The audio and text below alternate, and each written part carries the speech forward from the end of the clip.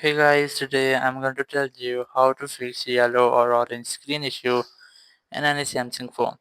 If you are using any Samsung phone and you are having this type yellow or orange screen issue, so let's see how can you fix that.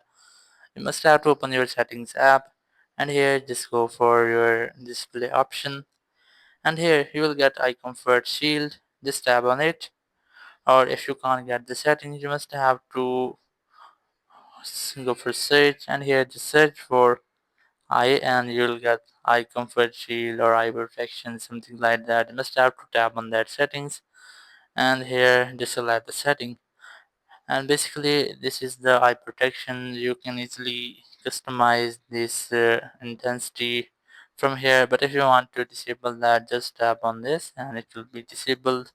So that's how you can easily fix your yellow or orange issue, screen issue in any Samsung phone. Thank you very much for watching the video. Until next video, bye bye.